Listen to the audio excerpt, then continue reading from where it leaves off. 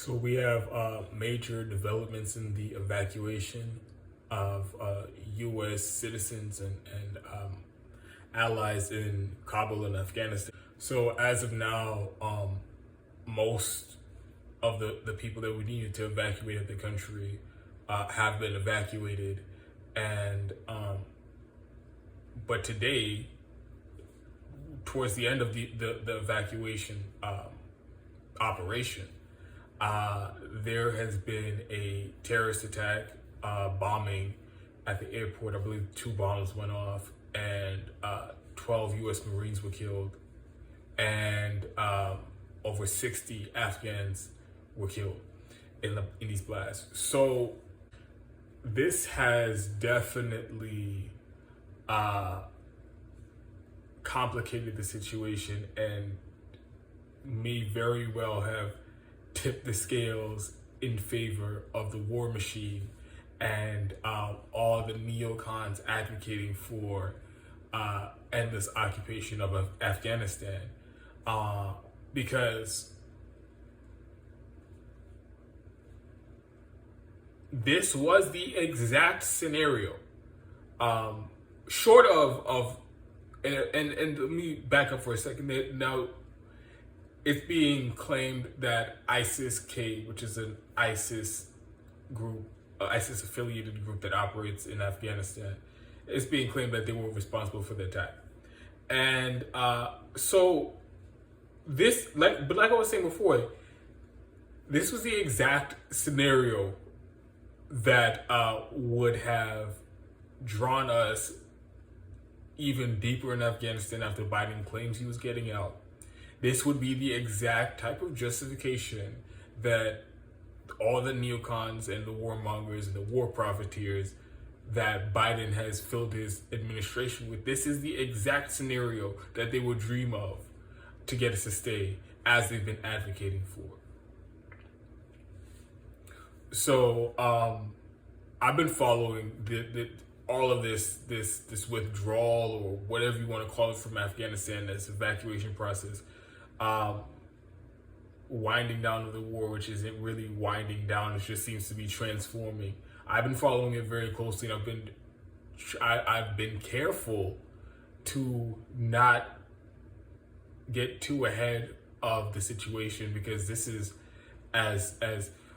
for as long as I've been following the war in Afghanistan, these wars in the Middle East, this is probably one of the most fluid situations in terms of the overall trajectory of the war. Because for as long as I can remember, it's just been endless bombing with no end in sight.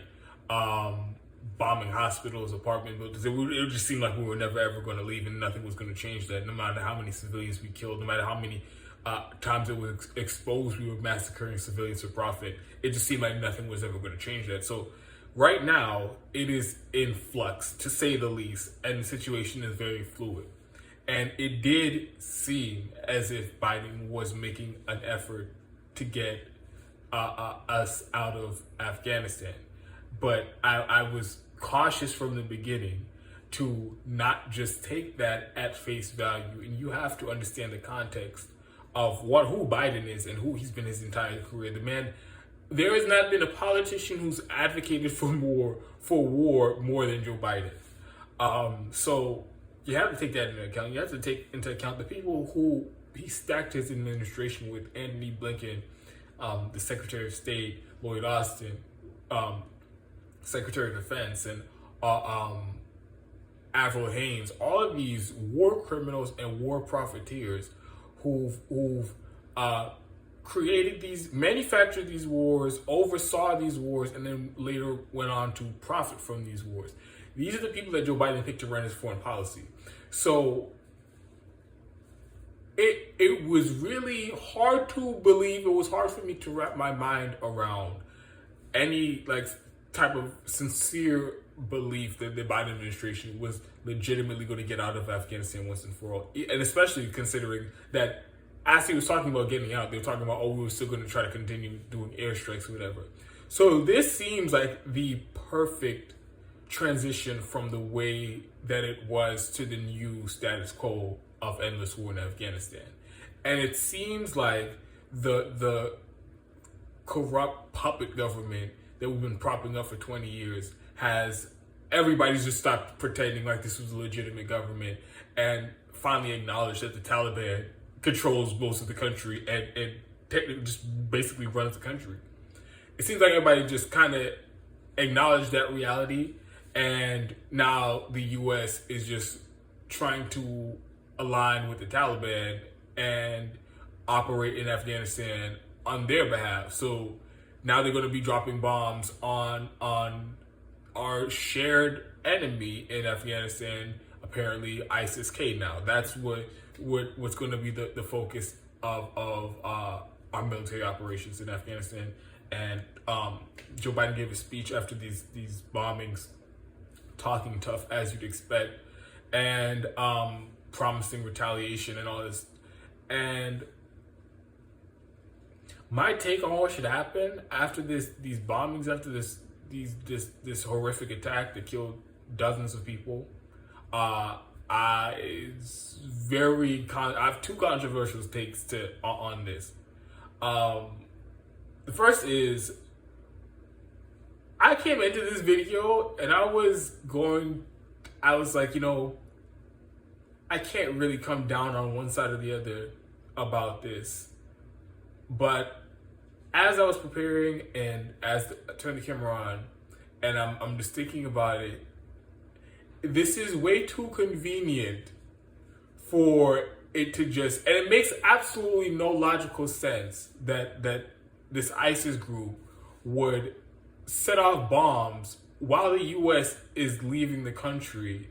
And this was quite literally the only action that could be taken to get us to double down and arguably, possibly reinvade the country. So it strains credulity to believe that they would invite people, the most powerful military on the planet, to target them as they were leaving the country. That strains credulity. And it doesn't look like it was the Taliban, because one, they've been peaceful. It's been a mostly peaceful transition of power. There hasn't been mass killings of civilians. There hasn't been rounding up of political dissidents and jailing of political dissidents. It's like I said, it's been a peaceful transfer of power. They've taken over control of government services in Afghanistan, and they've been cooperating with the U.S. and all the other countries to help them evacuate without any type of mess or anything like that. So it doesn't make sense. And then on top of that, there are reports that Taliban soldiers were killed, Taliban fighters were killed in these blasts. So I don't think, it doesn't look like they were responsible for it, because it goes against everything that they've been doing up until this point. And again, it would invite the U.S. to stay as they were leaving the country that they now run, which is what they want. So I don't know if it doesn't look like the Taliban is responsible for it. So it leaves the giant elephant in the room, arguably the only people left who would stand to gain from such an attack, and it's the neocons, and it's the warmongers and the war profiteers who want us to double down and re-engage and reinvade Afghanistan. And they've been screaming and kicking and dragging their heels the entire time this evacuation process has been going on. And like I said, they're the only ones who stand to benefit from this. And I don't put anything past the CIA and the State Department. If you know this, if you knew 10% of the shit that they've done to manipulate world events and create seismic shifts like this, it wouldn't be outside the realm of possibility to think that they would set off a bomb to get us to double down in Afghanistan. Wasn't there just a report declassified from the CIA about how they presented, I think it was JFK, with a plan to bomb Miami beaches to kill Cuban refugees so that they could blame it on the Castro government to justify U.S. military intervention in Cuba to overthrow the Cuban government. They would have gone to the lengths of setting off bombs on U.S. soil to kill civilians just so that they can change public opinion to justify military intervention to overthrow a government that didn't attack us. They were really going to do that. They planned that out. And the president had to tell them no. And that was just one example. But literally the whole project of the CIA has been to infiltrate countries and stir up chaos or magnify existing divisions. And in some cases just flat out create a civil war, covertly create civil war in a country and fund rebels and extremists to do coups of democratically elected governments. That's what the CIA has done dozens of times over since their existence. So, again, they're the ones, the warmongers, the neocons at the CIA and the State Department, and all throughout Congress and our government, they're the ones who want us to stay in Afghanistan. They have the means to do it. Don't tell me that if the CIA wanted to set off a bomb in Kabul, the Kabul airport, they couldn't do it. That's strange credulity. All the shit that they have managed to pull off, the assassinations of world leaders and all the things. If they wanted to set off a bomb, they can do it. So they have the means, they have the opportunity, and they have the motive. So it looks more likely like it was the CIA more than anyone else. So that's the way I'm falling on this. I can't make any definitive declarative statements because, of course, this happened hours ago and there hasn't been evidence. But that's just where I fall on all of this. And of course, all of the way that we've funded both sides of this war on terror and there's many reasons why I really do believe it was the CIA, but that's another part of it. Like, we keep doing this, and it's not just this war on terror, but we always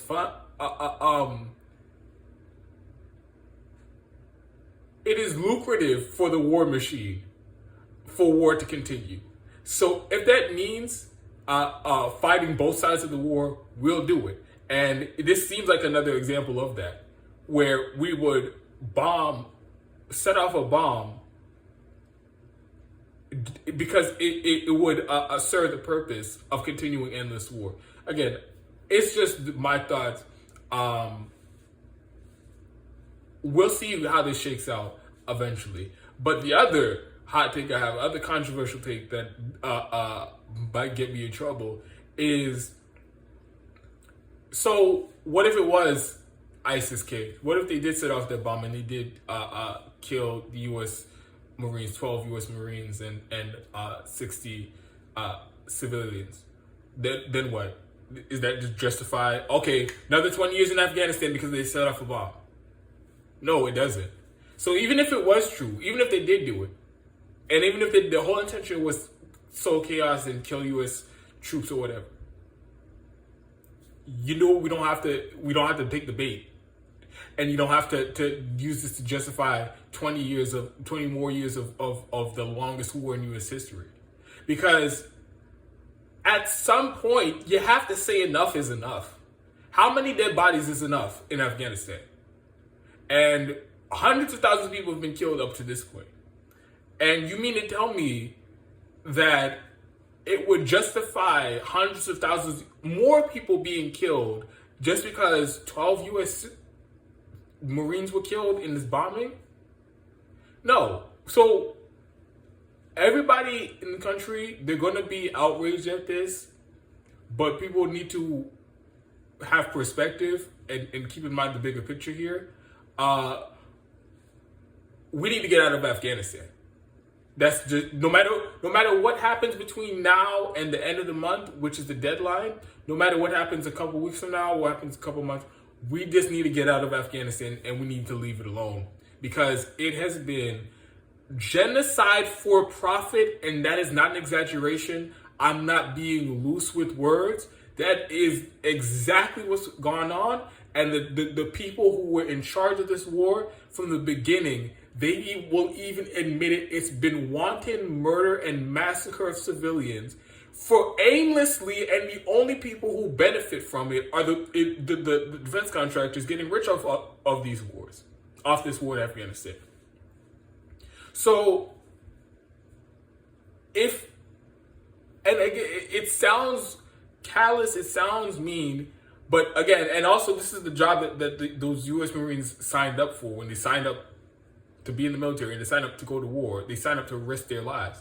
And so if 12 of them died in that bombing, if 50 of them died in the bombing, if ISIS-K was attacking this entire time and like 100 U.S. troops died defending the airport, we need to get out, and nothing would justify us staying there indefinitely. Nothing would justify us staying in Afghanistan, dropping bombs on innocent civilians. 90% of the time, we're dropping them on innocent civilians. Nothing would justify us doing that any longer than we already have been. So we need to get out. I'm still not giving Biden credit because, again, I need to see how this shakes out. And even if this didn't happen, and even if he did fully get out, and didn't look like that was ever really on the table now, I still wouldn't be giving him credit because he was the one who got us into this war. He's been lying about it for 2 fucking decades. So now you flip on a dime like, you know what, that's kind of fucked up that we've been doing wanton genocide for 20 years for the profit of our donors in the defense contractors industry. I'm going to end it, and everybody throw me a huge anti-war parade. No, you and everybody in your fucking administration, all the war criminals from the previous administration, somebody needs to answer for that shit. So I'm not giving Joe Biden credit for that. It looks like I'm really not going to, because he might just end up doubling down and reinvading Afghanistan to save face, or at the very least continue our reckless and inaccurate drone strikes and massacring civilians and destroying civilian infrastructure.